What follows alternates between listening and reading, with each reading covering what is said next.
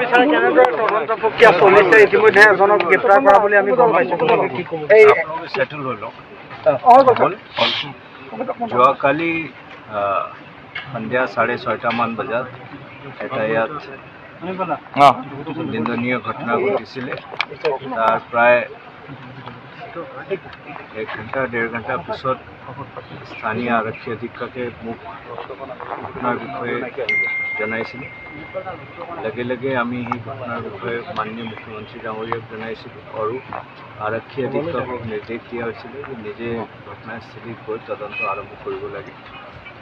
ঘটনাৰ বিষয়ে আপোনালোকে ডিটেইলছ গম পাইছে যিজনী ছোৱালীৰ লগত দুষ্কৰ্ম হৈছে তাই 14 বছৰীয়া সেইকাৰণে মই সঠিক ডিটেইলছ দিব খোজা নাই ইন দ্য মিন টাইম আমাৰ পক্সো এক্টত আৰু ৰেপৰ ছেকশ্যনত ৰেজিষ্টাৰ কৰা হৈছে যোৱাকালি ৰাতি প্ৰায় গোটেই ৰাতি মই আৰক্ষী অধীক্ষকৰ লগত টাচত আছিলোঁ কি তেওঁলোকে কৰিছে ক'ত ক'ত অপাৰেশ্যন চলিছে এই বিষয়ে তেখেতে মোক জনাইছিল আৰু মই শিলচৰত থকা মাননীয় মুখ্যমন্ত্ৰী ডাঙৰীয়াক এই বিষয়ে জনাইছিলোঁ আৰু তেখেতৰ নিৰ্দেশ মৰ্মে মই ৰাতিপুৱা ইয়ালৈ আহিছোঁ ঘটনাস্থলী পৰিদৰ্শন কৰা হৈছে তাৰপিছত ছোৱালীজনীৰ ঘৰতো মই গৈছিলোঁ তেখেতৰ ঘৰৰ মানুহখিনিৰ লগতো কথা পাতিছোঁ তাৰপিছত ইয়াত আহি আমাৰ আৰক্ষী বিষয়াখিনি আছে তেওঁলোকৰ লগত কথা পাতিছোঁ তদন্তৰ অগ্ৰগতিৰ বুজ লৈছোঁ তদন্তত আৰু কি কি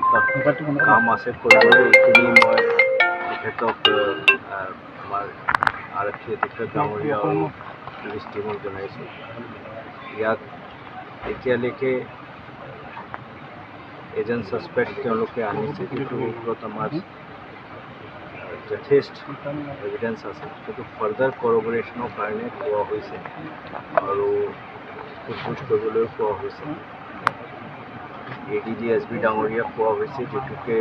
আমাক যিখিনি টেকনিকেল ছাপোৰ্ট লাগে মোবাইল ডেটা ইত্যাদি সেইটো দিবলৈ কোৱা হৈছে চ' মই ভাবোঁ যে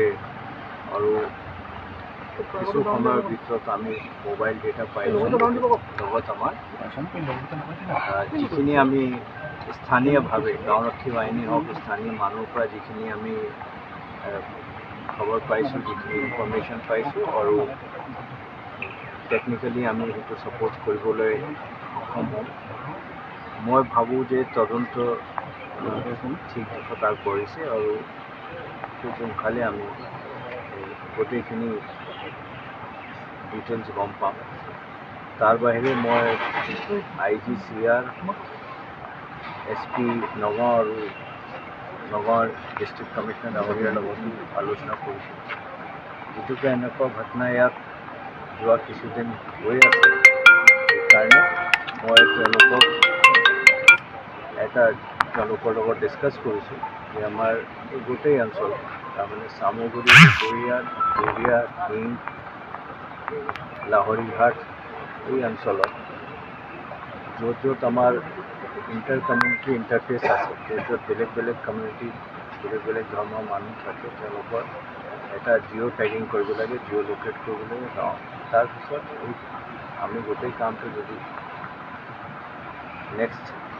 কিছুদিনৰ ভিতৰত কৰিব পাৰোঁ তেতিয়া লগত আমি এটা এৰিয়া ছিকিউৰিটি প্লেন কৰি লওঁ গতিকে এনেকুৱা ঘটনাটো নহয় তাৰ বাহিৰে আবেলি সময়ত আৰু ৰাতিৰ সময়ত আমি অলপ ষ্ট্ৰং পেট্ৰলিং দিবলৈ ইচ্ছুক কৰিছোঁ আৰক্ষী অধীক্ষক ডাঙৰীয়াক এই বিষয়ে নিৰ্দেশ দিয়া হৈছে বিশেষভাৱে য'ত গাৰ্লছ স্কুল আছে গাৰ্লছ টিউশ্যন চেণ্টাৰ আছে তেনেকুৱা জেগাত আমি কৰিছোঁ য'ত য'ত ইণ্টাৰ কমিউনিটি ইণ্টাৰফেচ আছে তাতো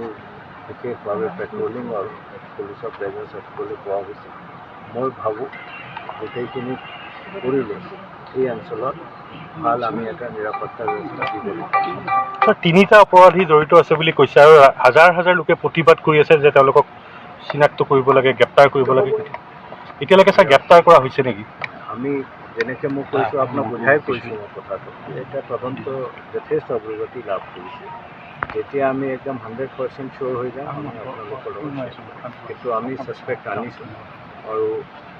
প্ৰথম দৃশ্য এইটো লাগিছে যে এই ছাছপেক্টটো হ'ব লাগে কিন্তু আমি অলপ টেকনিকেল কৰবৰেশ্যনটো বিচাৰি আছোঁ স্যাৰ এটা কথা CM ছাৰে কৈছিলে যে এইটো 23 নম্বৰ ঘটনা লোকসভা নিৰ্বাচনৰ পিছত বাকী কেছখিনি